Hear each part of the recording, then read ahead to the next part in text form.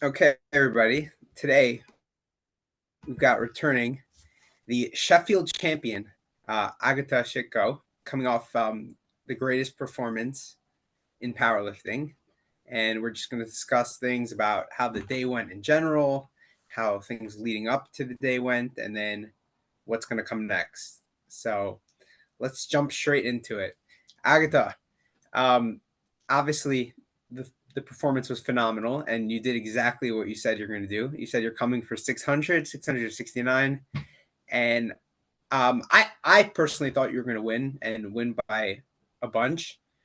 But even so, like this performance was even higher than expected, and I think most people in general, like a lot of people saw you coming, but I don't think there were many people who saw this big of a performance coming.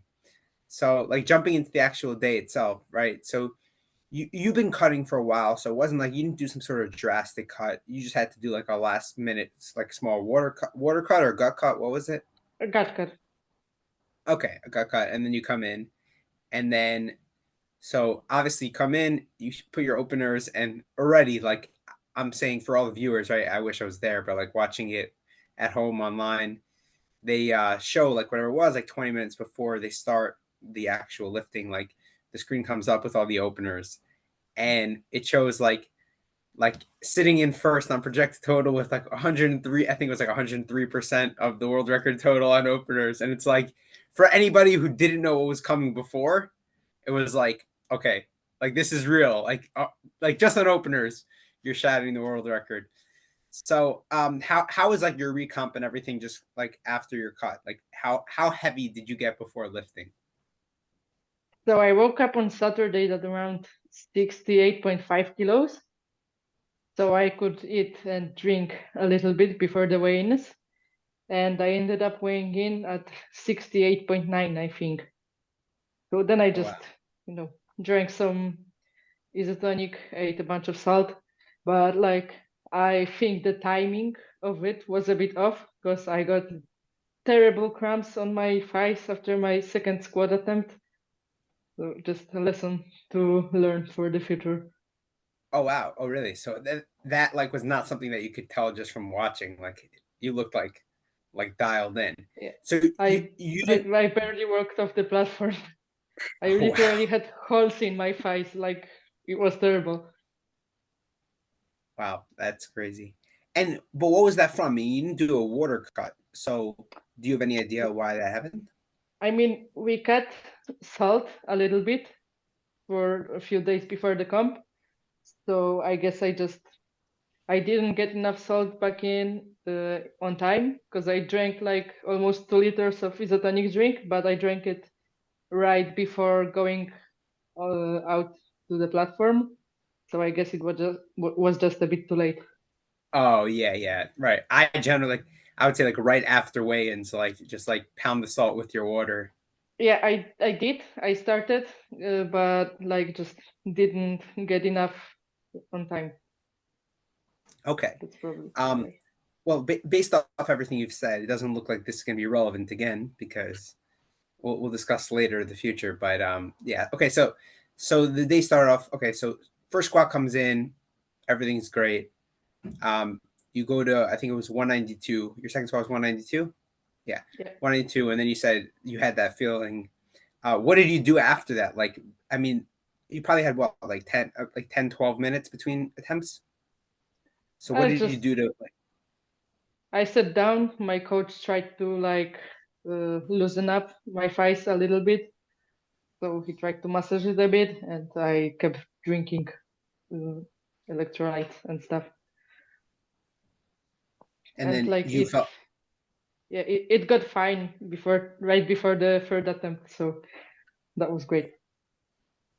Oh, that's good. So then you felt good, and you came out and you smashed your third 197.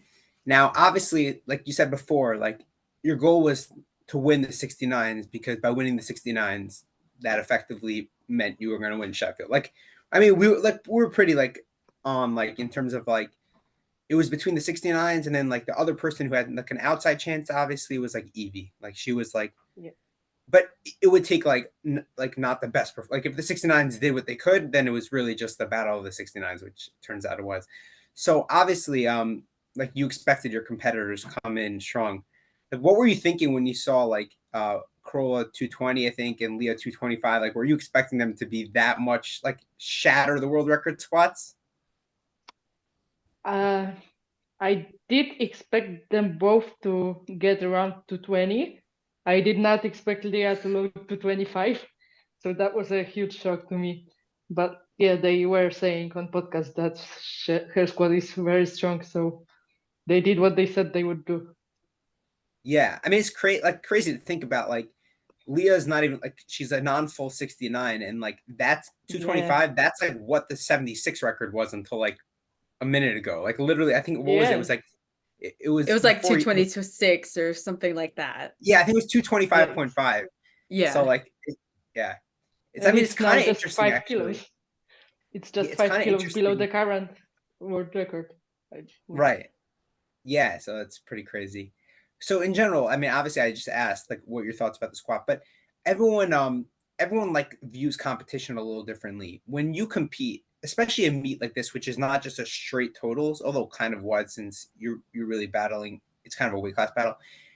Like, do you like watch the other competitors, or do you just like tell your coach, okay, like we'll discuss like my attempts based off what I'm feeling, and like leave the numbers up to like your coach and not really think about what other people are doing? How do you view it? I do always watch what my competitors do just to know, but of course I don't it doesn't affect my attempt selection until the last deadlift. I just go by what I feel I can hit on the day. Right. I mean, it makes sense. Also, it happens to be like it's pretty well known. Like the best advantage you can have in powerlifting is have the last pull, because within reason, obviously, if you load something that's way out of reach, it's irrelevant. But like if it's within reason, you know exactly how much to load to win, and you know also you could play around with you put in a number and hopefully they jump too big and miss, and then you don't need it, whatever. So obviously it's a big advantage. But when you have that advantage, you don't really have to not pay attention, but you don't really have to alter anything before that, because you know that when it comes down to it, like you're going to be able to load exactly what you need to win. So that's always a big advantage. It's a little different here also, just because normally like people in a regular competition, like the only thing that matters is winning. Whereas here is like you also have like a separate thing, which is like you're trying to take records, because like you're getting an actual 5K from it.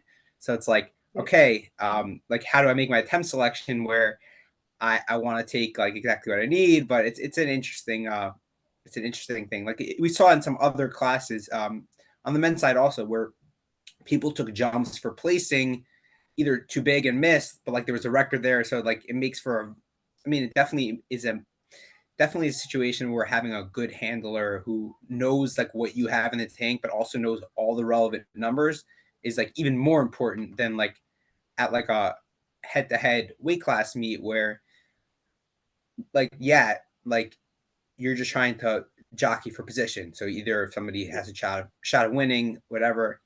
But yeah, so it's different. Okay, so you are paying attention, but you're not. It's not affecting any decision, not just from you, but also from your coach. It's not okay. So that's interesting. So you were expecting. So you were expecting them in that range. So you were expecting. Like I thought they were gonna both beat the world record squat, and I thought Leo was probably gonna be close to 220, but I didn't think Kroll would be that high. So they both like exceeded my expectations. So coming like I was like, okay, if things go well, like Agata's gonna win and it's not gonna be close. Like I thought they're gonna break it by a few percent, but I'm like, I had them both, I think, at exactly 570. That was the number I had for both of them. So I thought 570, yes, a really good performance, but like it's not really gonna threaten. But then they come into squats and like they're like, okay, they're already blowing these numbers out of the park. So that was definitely interesting. So that was on squats, and then okay, so you come into squats, you finish squats, you have your lead, but they're doing well. Then you move on to bench, and oh wait, I wanted to ask before we moved on to bench, like how was the general like experience of the crowd at this year's Sheffield versus last year's Sheffield? Because like we said on the previous podcast, like last year you were coming in, you weren't really vying for like a top placing since you were dealing with an injury, but this year you're like projected first and like ahead in first. And I think you also noted on your story how like you wouldn't have gotten your third squat without the crowd cheering you on. So I just wanted to ask a little bit about the experience of like essentially the biggest crowd that powerlifting has seen. I have experienced some of that last year on my third bench. As I said before, the crowd was so loud that I couldn't hear the judge giving comments. But I feel like it was similar to that level from my last bench on most of my attempts this year. So yeah, it was really crazy. And yeah, when I was getting up with that third squat, I hit that sticking point.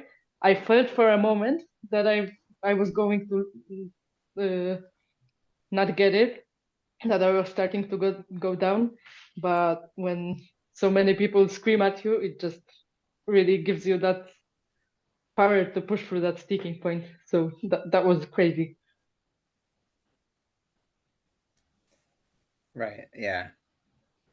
Yeah, I mean, I can imagine I didn't realize how big it was. I was actually talking to Taylor like 2 days ago, and he was like 2,000 something. I forgot how many hundred people there. I'm like, wow, like that's pretty crazy. And obviously the environment is nuts. And it's not comparable to anything else. Like there isn't. I wonder actually World Games, because World Games is at like the World Games. You at one World Games, right? You were at the Birmingham one, right? Yeah. How was that in comparison? Just like in terms of like, I don't know how big the crowd was. I saw like at the opening ceremonies it was crazy, but like at the actual competitions, what was the crowd like there? I don't remember it too well. The place actually looked pretty similar to the one where Sheffield is. There were some people watching, but it definitely wasn't close. Maybe some, like, I don't know, a few hundred or even a bit less. Oh So wow. I mean, but yeah, I don't remember. We could see, like, check that on the stream, but My definitely not my close.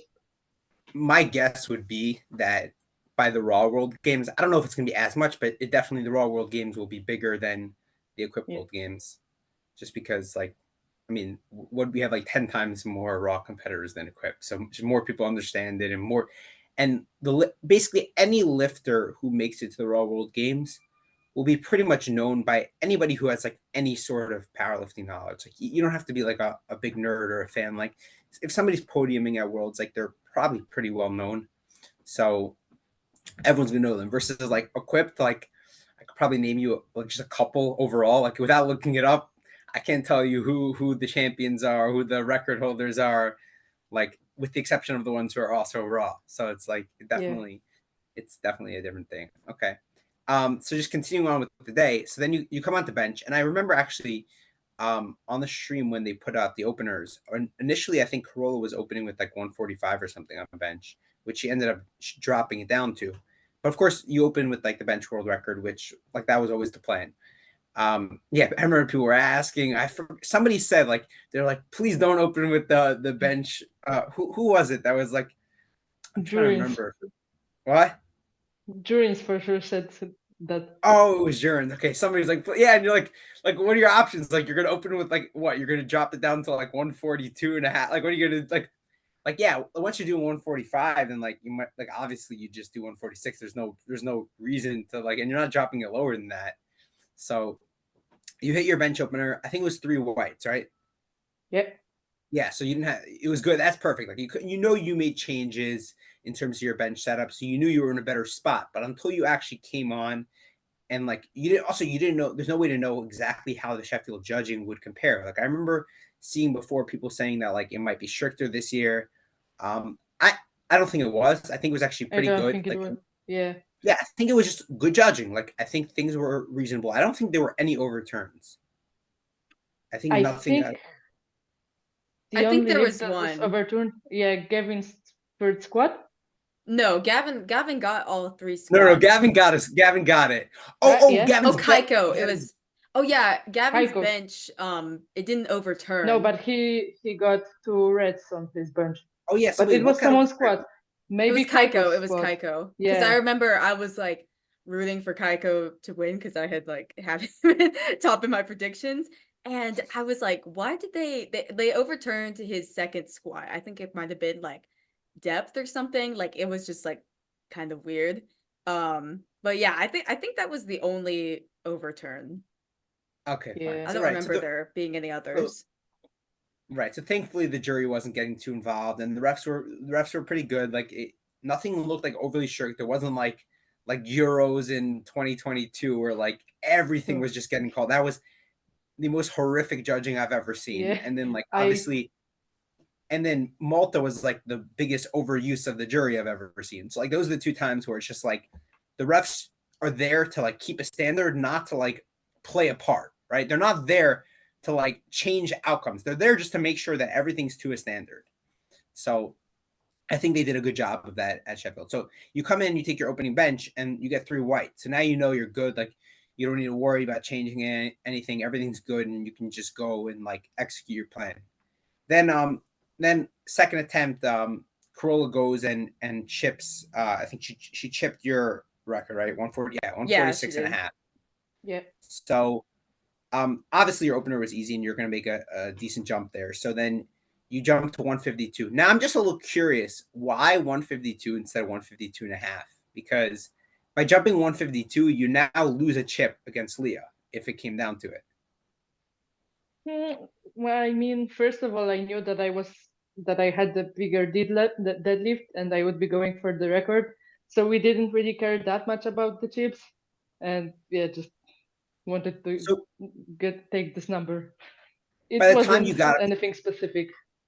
right, okay, by the time you got up to your second bench, you already felt like you like it was yours, like the day was yours, like everything was there, and you didn't really have to worry about competitors at all. Okay, Pretty much. good. Right. But the moment I got that third squat, I knew I was going for 600, and I knew it was there. So Okay. there, Right. that. Okay. Right. So you take your second bench, 152, everything's good. Um, then Corolla decides to play it a little bit conservatively and not try to retake the bench world record, and just go 150. And it looked like, honestly, it's possible that she could have taken it. I don't know. Not like for sure, but it does lead me to a question though. If she had taken 152 and a half just to chip the bench, would you have just taken the minimum jump just to guarantee the 5K? Probably, but she actually had a lower third attempt. At first, she put 148.5 for her third, but because I hit that and the 152 was the new world record, she couldn't take it and she had to up it to 150. So Right. I that was think the her situation. I think her second bench actually looked like a Yeah, little it bit looked heavy. sticky. Yeah, Yeah. like but her third flew, but her second looked a little sticky, so they just kind of went conservative with that third attempt. So, yeah, I mean it's like it's I mean, I always wouldn't like call it so conservative. Like it was still like relative. I think Yeah, Yeah, five because yeah. kilo they bench put PR. Like yeah, but they put 148.5 at first, but they had to up it because I hit that 152 and that was the new world record. So she couldn't take 148.5 because it would have to be a world record attempt for her to Right. be right, able to. right, and you can't change your third bench. Just like Yeah, you so, can she was in a tough. take it She down. was in a she was in a tough situation because she when she put in her third attempt, it was before you took her second. So if she put 152 and a half to try to take your record, and let's say like you missed or whatever, she would still be stuck there and she couldn't drop it down. And then Yeah. if right, okay, so she put in just like a small jump that like if you missed, she would be able to just like take a small jump, and even if you hit, she still only had to go to 150. So she never really threatened it.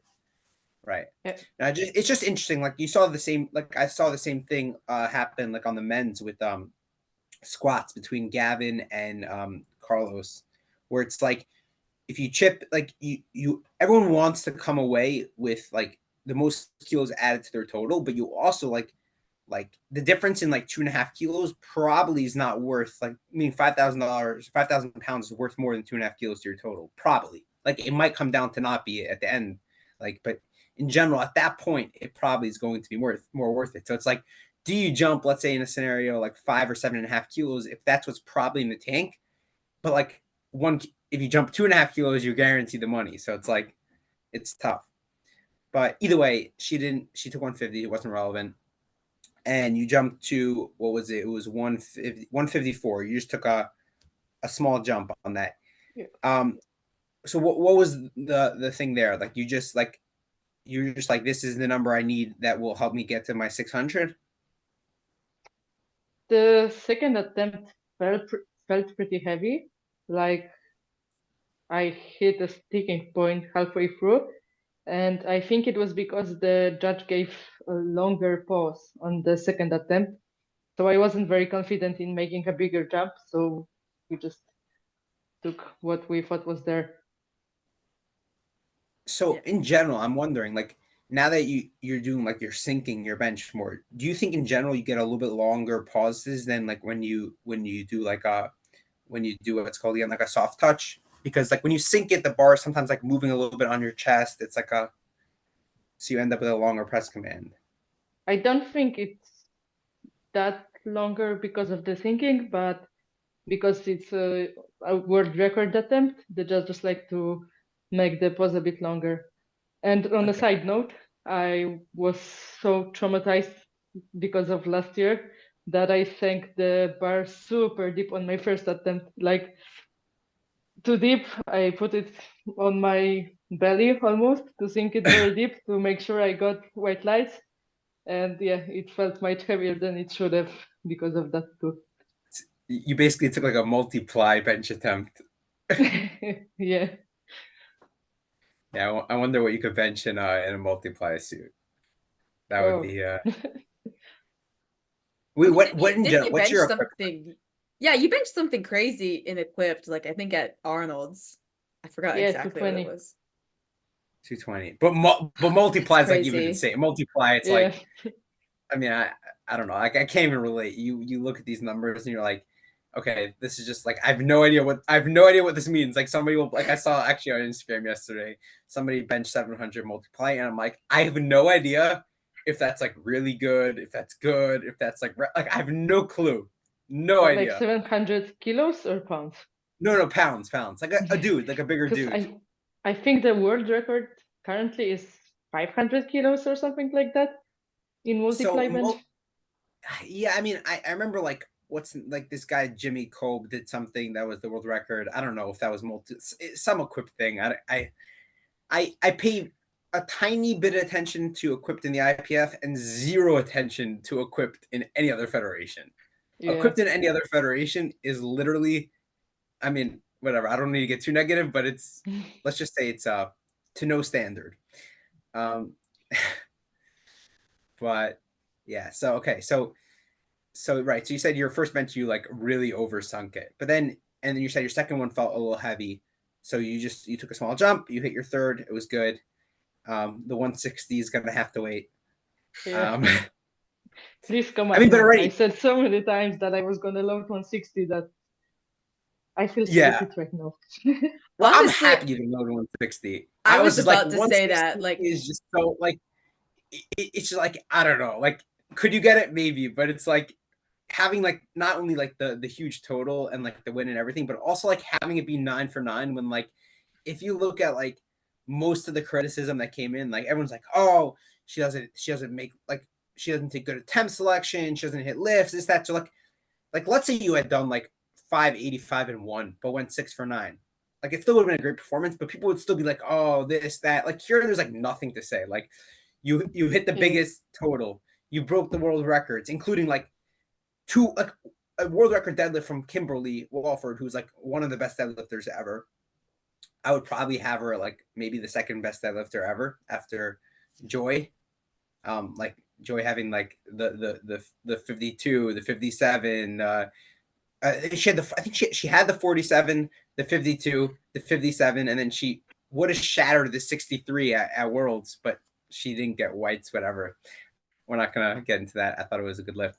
But and then also taking the bench record from Jen Thompson, who like forever, like ever since I like first found out about powerlifting in I think it was 2015, like Jen Thompson had already been for like decades known as like the bench goat. And like I think like even like if you ask somebody a year or two ago when Jen Thompson like was out of her prime in terms of like being competitive on full power, like she was still competitive, but not like she wasn't going to be winning worlds. Still, like if you said who's the bench goat, like people would say Jen Thompson, and like you destroyed her record.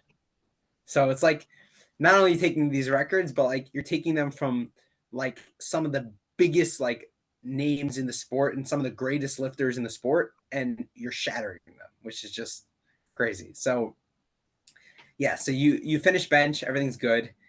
You come into deadlifts and you have like a lead, but it's not like great. Meaning it's not like it's over. It's not like you hit your opening deadlift and it's done, right? Like you still need to like make. So that's also something I was going to ask. Your opening deadlift, like what was 235, right? Mm-hmm. Yeah, 235. Yeah. Like that was like a really heavy opener. Like, did you like hide some trick? Like, I think the heaviest you posted in prep was 240. Yeah, but that the 40 moved at RP7. Oh, okay, fine. Right. No, but still, it was just like when I was making my predictions initially, like I was thinking like you're gonna take the deadlift world record because obviously like each world record's the extra 5,000. I thought like you're gonna like chip it or whatever. But then I see your deadlift opener, I'm like 235. I'm like either like your deadlift is much stronger than I'm thinking, or like you're opening too heavy. I'm like, which one is it? I guess like we'll have to wait and see. And then obviously you come in and you smoke your deadlift opener, and it's like that puts you. What was that put you at 580, 586 and a half. Yeah, 586 and a half. Yeah. So happens to be at that point that was already enough that would have won for you. There's no way to know yet what people are going to attempt, but then so everyone puts in their second, and at this point, so you take the deadlift world record, right? And what are you stuck on now? You're stuck on 593 and a half. So I think that actually matches your, or no, that goes above your best performance at World at 76. Yeah, like already on your second attempt. Oh, I thought that was the specifics for that number rather than taking like 240.5 or 241. Oh, you know what? Was that Carlina's best total at 76? Or like what she won worlds with? Was it 593 or like 593 and a half? Was something that the reason? Like that? Yeah. No, it wasn't the reason. There wasn't really any specific reason for that number again. We just took what we thought was there. It was just also set you up. Happens to be that was a very important lift just because first off it set you up to get the 600 total, but that was the lift. I mean, your second deadlift kind of sealed it where like put it out of reach. Yeah, because I think Leah would have needed something like 247 and a half. So by the time thirds came, Leah was like, or I'm assuming obviously, but Leah's coaches were like, okay, 247 and a half is like a big PR. That'd be like huge for Leah to hit. So they kind of like conceded and say, hey, let's just pull for second. Right. So at this point, you said like by third deadlifts, like that's when you have some folks deadlifters. So you come into your second deadlift and you're paying attention. Like you already saw the Corolla and Leah go before you and take like their attempts. So you take this attempt and this puts you up. This sets you up where like, well, obviously what ends up happening is you're at 593 and a half and Corolla is at 582 and a half.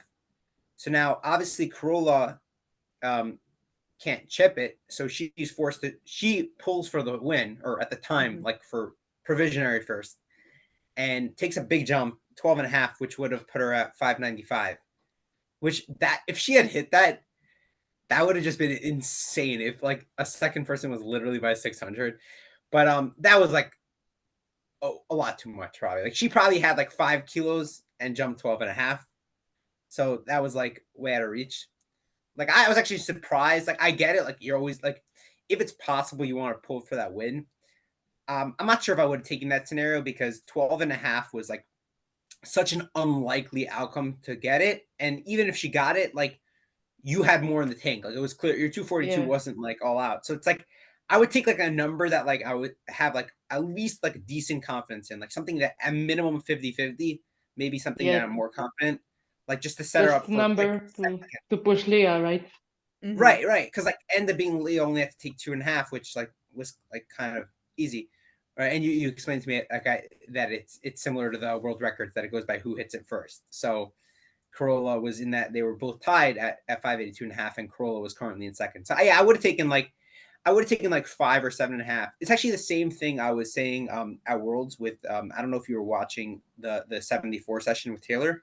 Were you watching that session or no? Yeah, I think I was. Okay, so I don't know if what I I've was seen all of it though. okay, so when it came down to like the part that I was referring to is like the third deadlift. So something that's rare, Taylor's used to pulling last in his class, but he was pulling and there were 2 people after him. And he took a jump that like I was like, this is too much. I'm like, at best it's like a 50-50 shot. I And remember that pull. You right. just reminded It was me. definitely not a good lift. Like it was like Yeah, because he started smiling halfway through and then Yeah, right. he was kind of trying to sell it like, Yeah, he he have got the locked Taylor out. Atwood trick. He thought if he like stood up and smiled, like it automatically would give him white lights. That's actually funny. I like that. I haven't heard anyone mention it like that before. That it's just like he's like standing up and smiling. So how can you give him red lights? But that is pretty funny. But like I thought it was too big of a jump, and I thought it was also unnecessary. I'm like, he doesn't need that. He doesn't need that much, right? He was currently in first. Like, take an amount where you're like pretty confident you can hit and push them. Like, if he misses that, then they just need to take smaller jumps. And he didn't need whatever. So he took it, didn't get it. Obviously, they both jumped up. Tim And technically Tim's beat him was first. hard too. Like if Well, Taylor Tim's had, also shouldn't have counted. yeah. Tim, he got 2 reds. He should have gotten 3 reds, whatever. I was standing behind the jury, and then like that was my seat, and I was like shocked that they overturned that. Like Rory comes running in, I'm like, there's no way you get this overturned, and got it overturned. But and then obviously Callie goes and pulls for the win. But yeah, so it's just like in those scenarios, it's hard. Like that's why having the last pull obviously is easy. You know exactly the pull. Something I was actually discussing before the meet, which I thought like the last pull had an advantage, but I thought sometimes having the first pull is also like there's something to it, which is that like you don't know what you need to pull. So it's not like you overreach and like try to pull for the win. It's like you're just take an attempt that you can hit and make everyone else execute. And like this is actually exactly how I thought it would play out. Like not the exact numbers, but I thought the situation, right? I thought you're gonna win. And like Leah and Corolla will be like neck and neck. I had them in the same total. And I'm like, I'm going to give it to Corolla because I think like she's going to go first. She's going to put an attempt that she can hit. She's going to hit. And then like Leah might like overreach or something. Were you watching Corolla's third deadlift, like the pull for the win? Yeah. Did you think was it kind of like what we were saying, like you thought she like it was probably out of reach, or were you thinking in the back of your mind like, oh, maybe like out of the grace of God she can hit this? I was mostly thinking that please don't hit it, because I wanted to go for 600 instead of having to chip it, and instead of having to chip it to solidify the win. So I was just like, please don't. Yeah, Agata was sitting there and she's like, for the first time, I'm not gonna stand there and cheer. It's like I am not. It's like Jessica, you've gotten it ready. Carlina, you got it. It's like Corolla, you'll have to wait for another day. Today is not your day. So right, but I mean, so you're watching it, but you saw pretty quickly, like it was clear, like it wasn't coming up. And so then, how did it feel when? Like I'm assuming you're watching the scoreboard, but it's all going so fast. Like you see Leah, I don't exactly remember what she had for her third attempt, but she dropped it in order to pull for second. And then once they say bar's loaded, she comes out. That means you've won. So we didn't get that moment of like you're pulling for the win on the platform. So how did it feel? Like, did you realize that, oh, like I won for sure when she was coming out? Like there's no one else that's gonna like pull for the win unless someone pulls like, I don't know, something out of their ass, like 700 pounds. But just how did it feel in that moment? Like, I did it, I won, I can go for the 600.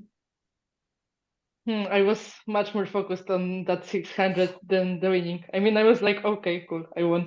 But it didn't fully register until after that third pull because I was so focused on getting that I was just like hyping myself for the lift.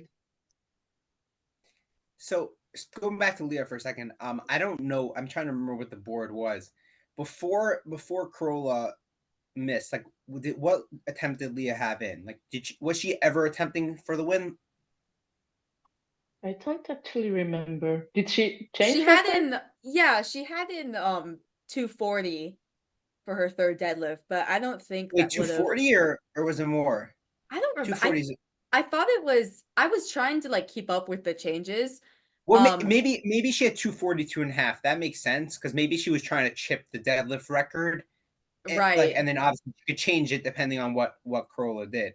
But At yeah, I'm one not sure. point she had in 240, so I don't know if that was like her like she had already changed it before. But I guess they just kind of conceded like, hey, there's no way. Like, let me see actually what she would have needed at that point. Yeah, she would have needed like I think like 246 or 246 and a half, which is just like out of reach, A you bit know? out of reach. Yeah, that would have been like a huge like I know deads were going well, and it was especially like indicative that it was going well when I saw she was opening. I think she bumped her opener up actually, and she was Yeah, opening with she did. 225, and I was like, "Whoa, that's a big opener for Leah." Um, but yeah, I guess they just kind of knew that it was out of reach at that point, and then we're just gonna fight for second. Yeah, well, I mean, if you think about it, the 225 opener is weird because in reality, like if your top end's 237, you don't open with 225, right? That's like in Right. general too close. But she opened the 225 because the point was just she was keeping pace with Corolla. So that gave her the exact same total as Corolla. This way she knew that she can always like you always want to be like a step ahead, right? You never want to have to like catch up from behind. You always want to be like just in. So I guess that's what it was. But right. But then obviously once Corolla misses, like it's a pretty obvious decision for Leah, just 2.5. I don't know I don't know the payouts. So I don't remember what the difference between second and third is, but like that's an obvious decision there. Take the 2.5, take second place. Like it was there. Like she had a little bit more. I don't know how much, but right. So obviously once Corolla misses, Leah changes it and you officially win. But you actually said well, it's very good that like you were so driven on 600 because a lot of times you'll see when lifters don't pull for the win, but like it, they already win right before they go. And I don't mean like in a class that's not close. We're not talking about like when Taylor Atwood, like in certain like years, just winning by 50 kilos, and then like he's just loading whatever he wants. But like when it's a close battle, but the person before misses, a lot of times the lifter who goes last now, like that adrenaline's gone. Like there's really like the drive to hit that last pull when they have already just won before. Like it's sometimes very hard to do. Like you see a lot of misses and like whatever. It's hard to like get that to keep that like drive to like make that pull when like you just won already. But since you were so focused on that 600, you were just able to go out there and hit the 248, and 248 looked good. Like Yes. I who knows what the top. So do you feel like maybe your positioning is even better cutting down a weight class where like so a lot of times you see like usually when people drop a weight class like squat takes a big hit, sometimes bench takes a big hit, and deadlift's the one that often is unaffected and sometimes even just improves a little bit because you just have better positioning. So did you feel that way? Yeah, you can definitely see a difference. I'm much more upright. And another thing is that I used to have really good technique back in like 2022, but then I had some adductor problems and then the back pain, and I couldn't pull sumo for a while, and I couldn't recover my technique ever since. And I was just fighting for over a year to get back to a good starting position, and I just couldn't really find a way to do it. And I was finally able during this prep to get back to my old technique. So there's that too. What can you pull conventional? Just curious. Oh, the most I've pulled was probably 210, but I haven't done conventional in a while because that always fatigues my back much more and it just Yeah, for hurts. sure. Yeah, no, don't don't do that. Um, Right. So you finally like refelt that like good positioning this prep, and then obviously 248 was great. I mean, that's something you're gonna have to work with because as you go back up a weight class, like maybe the positioning is gonna be different. Obviously, 7 kilos heavier in body weight is going to change your leverages. Like that's Yeah. how it works. But like you'll get that huge like squat. Well, like I mean, you've been stuck around like in that same range for a squat for a while, but maybe like now if you're feeling healthy, plus you can like gain back. Like I don't know how quickly if you just went straight back. Like I saw that picture of your scale, but like but that's still like a lot of that's water weight. Like you can't Yeah. actually gain 6 kilos of mass in a few days. So I mean, if you're slowly like getting back to 76 while being healthy, like that's like maybe now is gonna be the time where like your squat like really like moves into like that 210 plus range. Yeah, hopefully. And I've also improved my squat technique a lot this prep, so I don't get out of position as much on heavier loads, and my bar path is much better, like just down and up instead of going Like your hips all kind of of that. shoot back and like Yeah, yeah. Right. I guess that kind of shows like in your third squat you were really able to like stick in that position like even when you hit the sticking point and just like grind it out. Like it was a great squat. Yeah. Yeah. Do you I think guess you're gonna get wait, you can go ahead. right? Do you think you're also like your bench is gonna like get extra gains just by getting that weight back? Definitely, because bench felt very strong during this prep, and uh, even despite the weight loss, I still hit a lot of PRs on different variations and comp bench and stuff. So if I gain weight back, that will for sure help, and You know, maybe I will finally get my 160. you should come to the US for bench worlds and Who does bench only meets? no, I would say not for the 160, just to take the 164 and a half or whatever it is for the all time. I can do it in a full power meet. I don't need a bench only meet You for don't that. need the No, bench but only. the problem is you only have 4 months because Oh, once it's not going to be that the record's not going to be 164 come Lithuania. yeah, you're right. I mean, I your think last chance is when you compete in Lithuania because 2 days later it's going to get shattered. then I will have to chase even higher number. That okay. I mean, you've said crazy things and you've backed them up. So at this point, it's not a matter of like if, it's just a matter of when. But like, I would love to see you battling out with like Alexis, like trying to bench like 170, 175, like being in like 3 weight classes down. I mean, I've already told some people that I want to bench free reds, so it's been said, it needs to be done. I mean, like we said earlier, you did like 220. Like yeah, it was equipped, but I just remember watching that because honestly, I only watch equipped like for you and for Corolla, and that's kind of it. And maybe like Tony Cliff when he competes.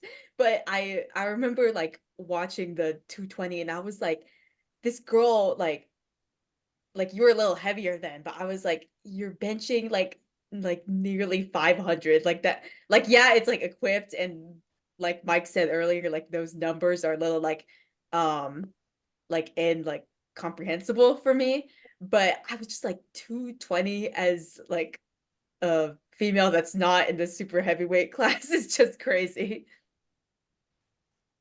That I was shocked myself. I did not expect I would get it. I only did like 2 bench sessions before that meet in total in prep, and one of them was just 3 fails, and that was the end of the session.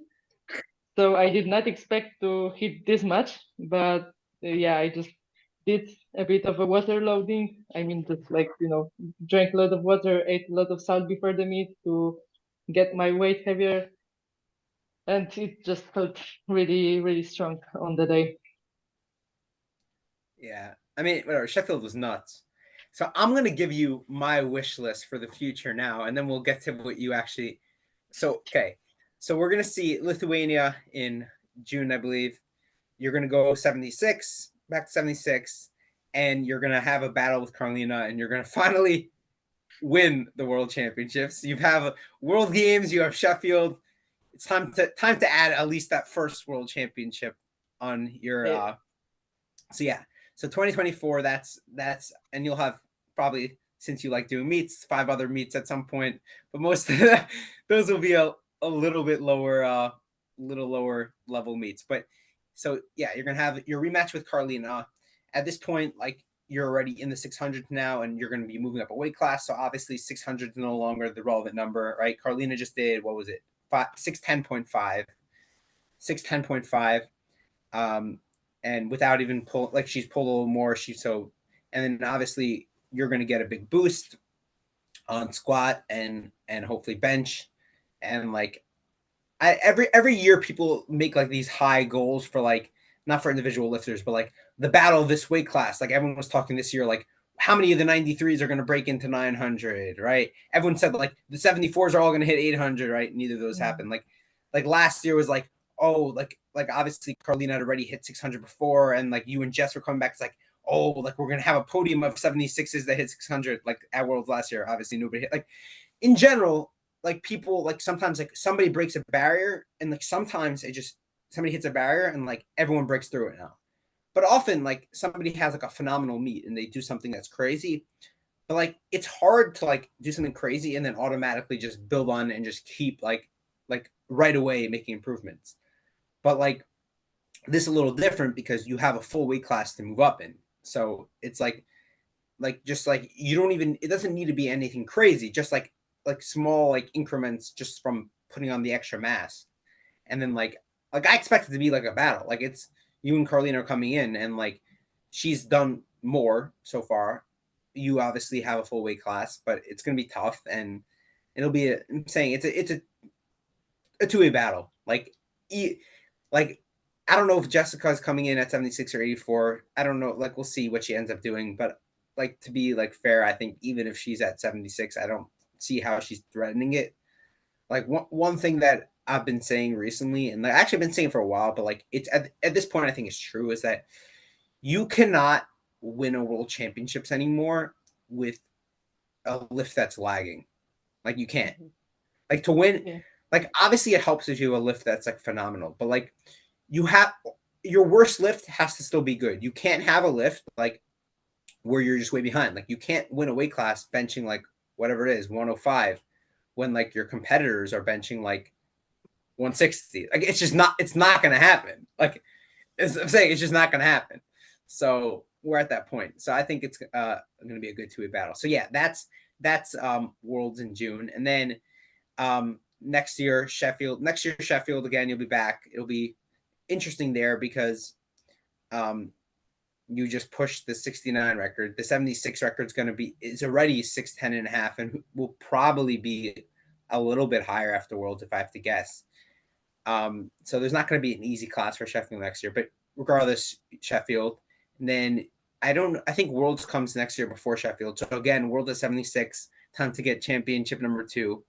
Then World Games, win World Games equipped for the second time, win World Games raw. Actually, then, I was told yesterday that you can't do both at World Games. You have to choose one. What? So why? Only. I don't know. It's in the like qualifying criteria at IPF. I don't know why, but it's just there. That seems ridiculous. That's whack. Because yeah, I was saying no one's gonna do equipped World Games. Like, all the best lifters are gonna do raw, and I'm pretty sure we're gonna see raw totals that will be higher than equipped totals in some weight classes. That's what I was about to say. Like, it's whack because, like, first of all, like, it's not like targeting anyone. I don't think. I guess the rule was like already there if we're ever to go raw, but it's like, if you look at Open IPF, it's literally you and then Corolla who are at the top of the list in equipped, like based on good lift points.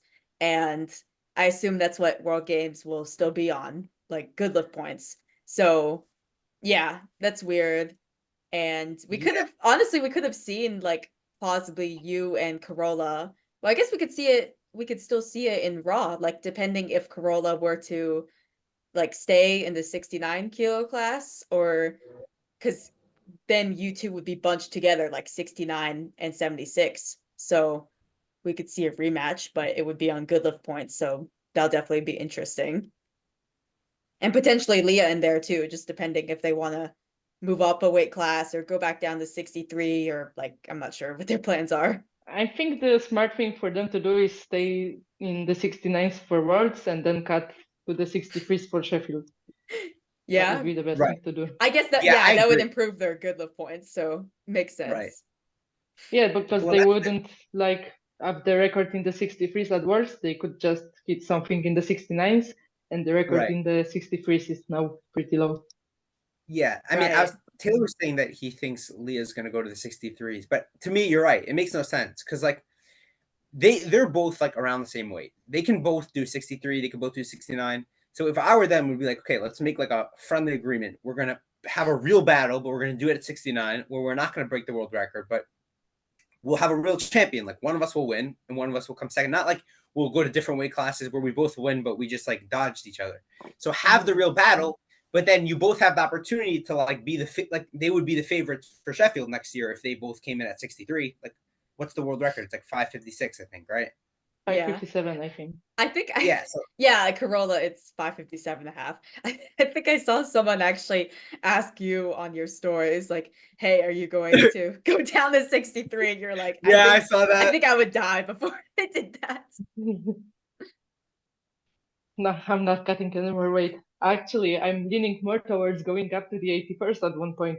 I've seen people say that they need to see a battle between me and Amanda, so I was getting to that. So I was like, okay, so you got World Games, and then you come back 2026, and now you already have 2 IPF World Championships. Now you move up to the 84s and you battle Amanda. That was the end of my list. I wasn't going past that. It's like a couple years is a long enough plan, but I have one more news that I just got today. I talked to Aaron, and he said that the IPF didn't agree on the winners of this year's Sheffield to automatically qualify for the next year.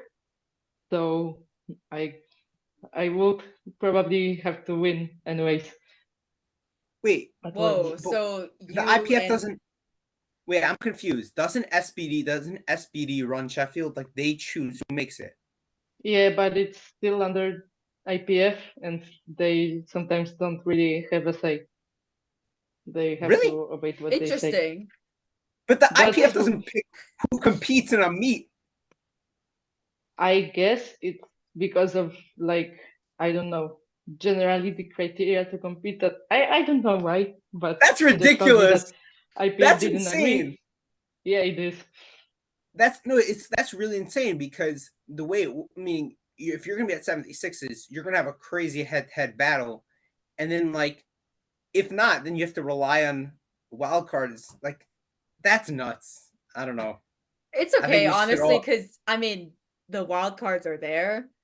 So Yeah. I imagine you would get a wild card, like depending, like if you don't, like totally shit the bed at Worlds, which I don't think you will. But yeah, I mean, it's kind of weird because it also, like, that was the biggest surprise last year. Like, oh, Jesus and Evie, like you're guaranteed an invite as long as you compete. So it kind of like adds to the incentive of like going for that win. Like, yeah, you want to win Worlds, but you have that safety net, like especially for you because you're going to be in such a tight battle. So yeah, it's weird.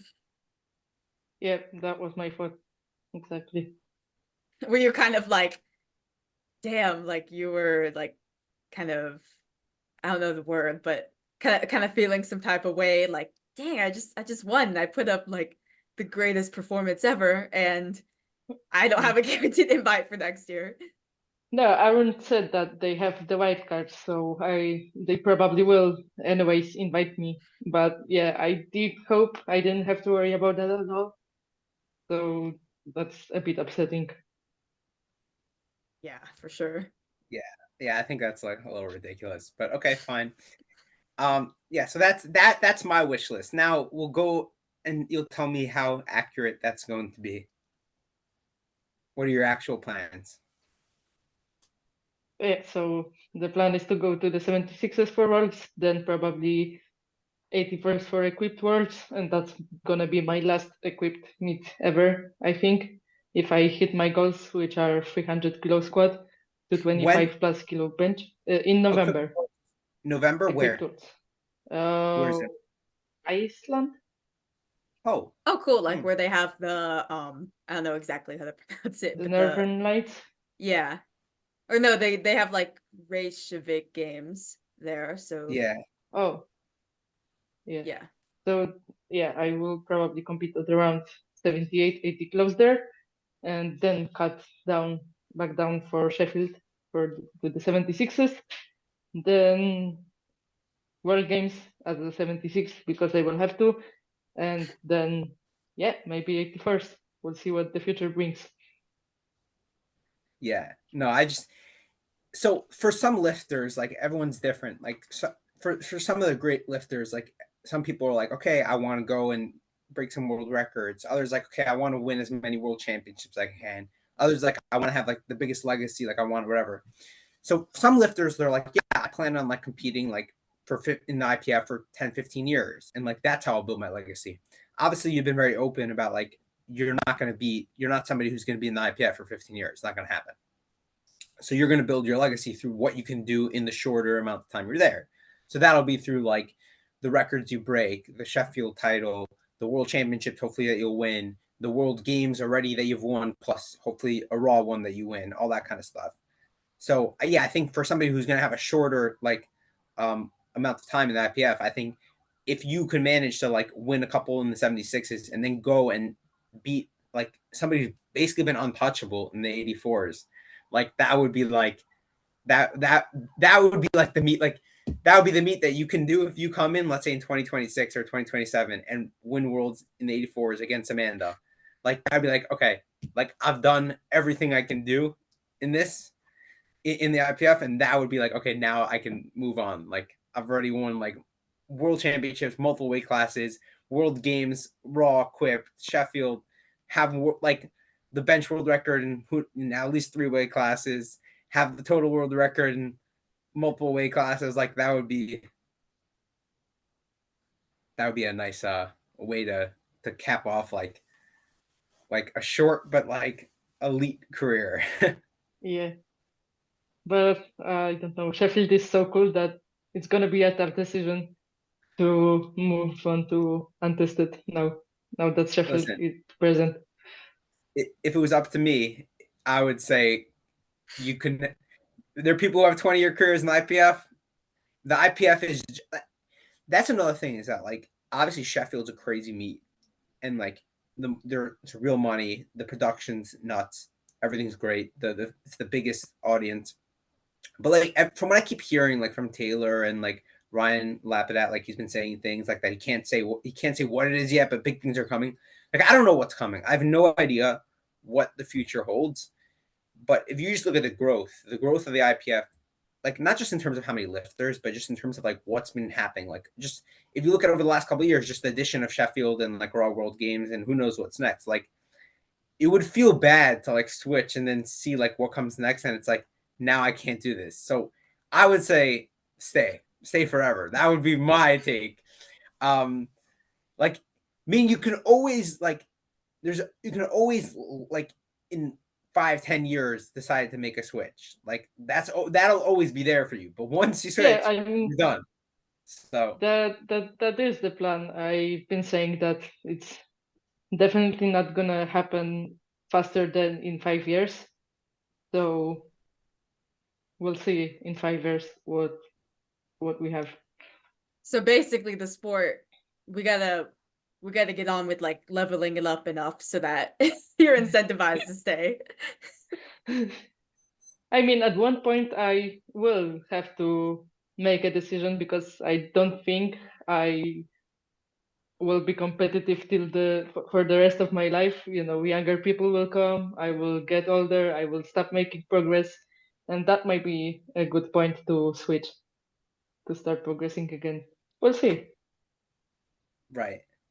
Yeah, I mean, I think the biggest thing is like all these additions are cool, but I think what powerlifting needs to like take it to the next level is it's not going to happen soon. I don't know. Maybe it'll happen in 5 years. Maybe it'll happen in 10 years. Maybe it'll happen in 30 years. Maybe it'll never happen. But I think at some point, winning worlds should be a salary, effectively. Like, I think the money has to get big enough where, like, if you win, like, especially as it's getting more and more competitive, where, like, you're not, I think in 10 years, you're not going to see many people who win multiple world championships. Like, you'll have a couple, like the elite ones, but it's going to be competitive enough where, like, you're not going to have people that just, like, go and win, like, 5 or 6 straight.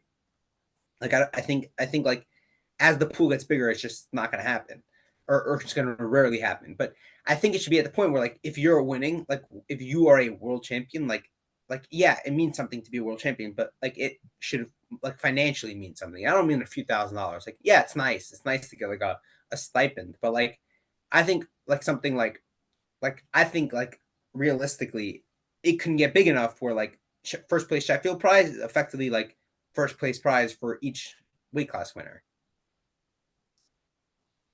That would be cool. I think it could happen. I'm saying, you look at other sports and, like the money can be there, right? Just think about it this way. We posted the Jesus squat video, and it's gotten, like, almost 800,000 views. That's one nothing. But then you look at Jesus posted the squat video. You know how many views that video has? No.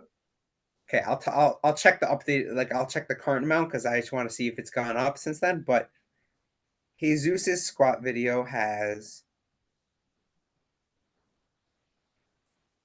20.4 million views.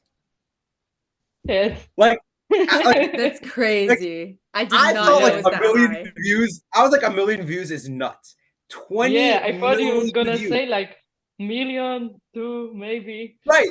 Yeah, so I that's what I thought. Like, I saw somebody posting their stories, like, something about the video. So I'm like, oh, like, this, like, it's probably, like, maybe, like, 2-3 million. Like, that's crazy. But then I look at it, and it's like 700,000 likes, like, 7,000 comments, 20 million views. Okay, which means, Dang. like, if you think about it, like, the Sheffield stream, the actual YouTube stream, got, I think, like, whatever it was, like 300,000, maybe Yeah, 4. I don't something know the around exact there. number. Something like that. What? What'd you say? I just said, yeah, it's like something around there. Right. Yeah. So that's a lot. Like, and obviously you're never going to have as many people watching a full meet as you will, like, just watching a highlight video. Of course. Like, that's how it works in all sports, right? But if if you can get 20 million views on a lifting video, like, we're at the point where we're getting, like, comparable views to, like, obviously not on a regular video, but, like, on our top videos, we're getting comparable views to, like, the mainstream sports. So the money has to start coming in, like, meaning once we're getting that many views, that's when, like, sponsors, like, don't really care. Like, okay, we're going to sponsor this person, and I don't mean sponsor them a little bit, but, like, give them, like, legitimate, like, big sponsorship deals for, like, views to get, like, 50,000, to, like, videos to get 50,000, 100,000 views. Like, that's a lot in the powerlifting scene, but that's nothing when you compare it to, like, a soccer player or, like a tennis star. But if you're getting 20 million views, you're up there with everyone. Like, that's insane. So I think it's coming. Like, I don't know how long it's going to take, but I do think that day is going to eventually come. So that's my dream. Like, one day where, like, it gets to the point where, like, if you're a world champion, like, yeah, that's your job. And I don't just mean, like, a couple people who happen to, like, they get this, that. I mean, like, where, like, all the top level powerlifters, when somebody asks you, what do you do for a job? They can all say, I'm a powerlifter. Yeah, that So would be really great. yeah, so that's basically my rant on that, and that you should stay forever in the IPF. I mean, I always think of the example of, like, John Hack, who switched in, like, 2016, I think.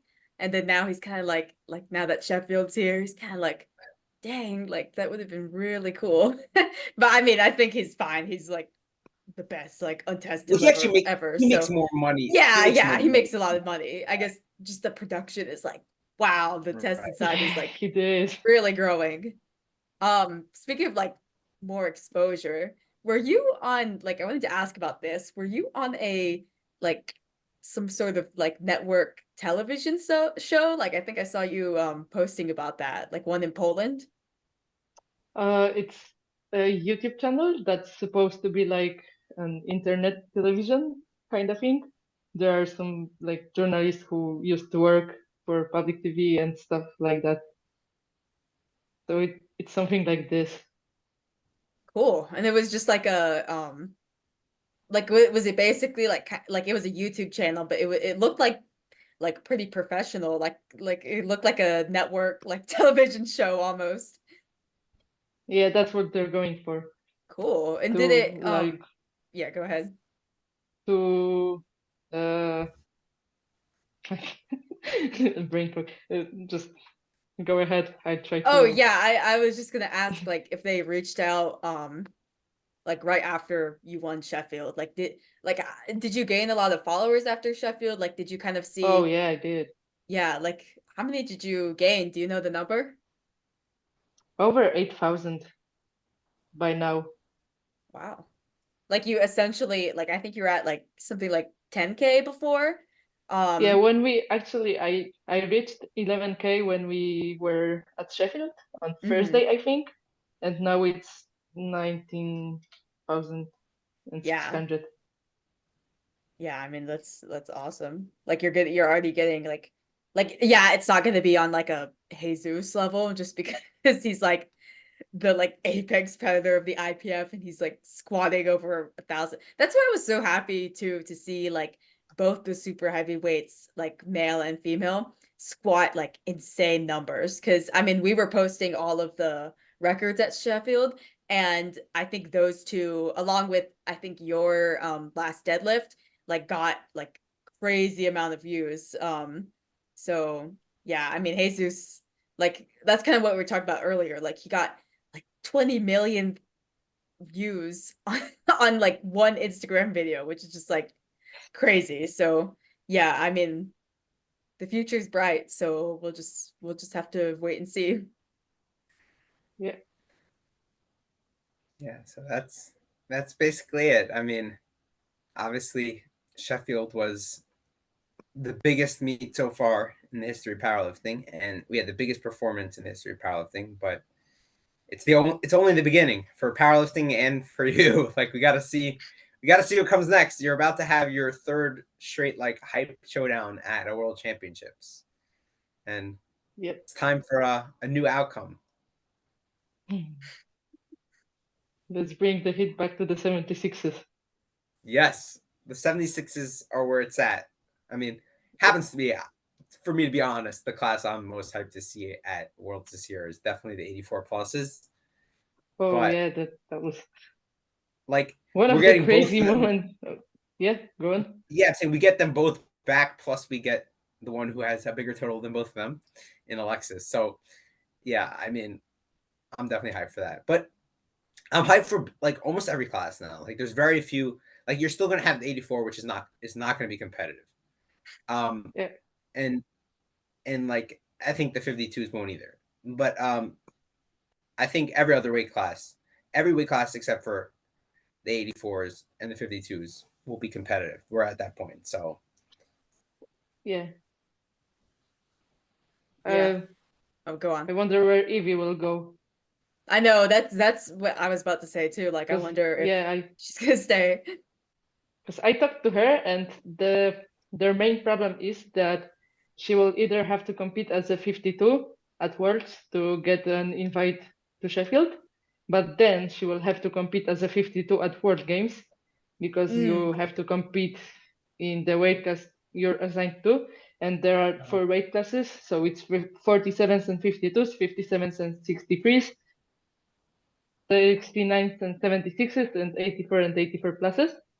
And you have to like compete in one of these based on what you compete at the qualifying meet. So she will either have to stay 52 or go to 57s, risk not getting a Sheffield invite, like not winning the class, and then she will be good to compete as a 57 at World Games. And that's their main issue. So I wonder what they will come up with. Yeah, it's true. Was that like part of your motivation too, as to why you were like, I'm definitely gonna go back up to 76? Like not only the battle with Carlina, but also like oh, I would have to compete at 69. Like, No. You can compete No, that's within the same. the weight. Yeah, oh, same weight. oh, I Might understand. be good. Okay, that's Yeah. interesting. Okay. So plausibly you could like cut back down to 69 if you like really wanted to, but we know Yeah. you're committed to 76. Yeah. Well, the It's truth is, it wouldn't be not for Worlds or Sheffield necessarily, because for Sheffield you would have to be a full 69 for Worlds also, but definitely for World Games it would make sense, even if you don't cut to 69, to at least cut like a little some part bit, of it, yeah. because you're going to be at a big disadvantage if you're a full 76 and you have to compete against like people who are like weighing 64, 65, and 69. It's like that's going to be that'll be a Yeah, huge that's disadvantage. interesting. Yeah. I guess it's But it cool would that feel weird. what? Yeah. No, I say it would feel weird if, let's say, at World Games it was like you, Carlina, Leah, and Corolla. I mean, other people also, but like you four, and like you totaled, let's say, like 605 and won, but like Carlina totaled 615 because like you weighed like 72 and she weighed 76. Like it would feel weird to like win, be in the same weight class and total less and win. Yeah. That's the beauty of coefficient meets. I'm not sure if I would call it a beauty, but I'm saying I think total is always going to be king. It's just the problem is like you can't have enough, like whether it's payouts or this or that, to just go every weight class by total. So you're always going to have to use some other metrics, like when there's money involved, or when there's like, or like let's say if we were ever to get to the Olympics, like there wouldn't be 8 weight classes. I don't even know if there would be 4. Like who knows? Yeah. All right, I guess that's it. So do you have anyone you want to shout out? Anyone who helped you with your Sheffield performance, or any sponsors you want to shout out? First of all, thanks to SBD for organizing this again and making us feel us like real athletes. Then, of course, my coach, who's a big part of this success. He's really committed, really puts a lot of work and effort into this, and I don't think I'd be able to hit those numbers without him. And of course, my boyfriend, who's currently laying on the ground waiting for me to finish recording, who's really, a big support, and always dragging me for our daily walks when I just want to go to sleep. And everyone who sent some kind messages and all of that, because that helps a lot too.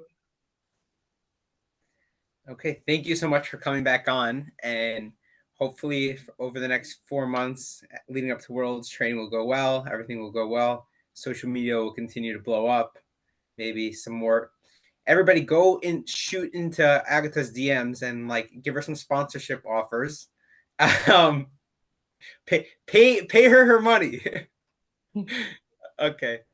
Anyways, but yeah, thank you so much for coming on. Thanks.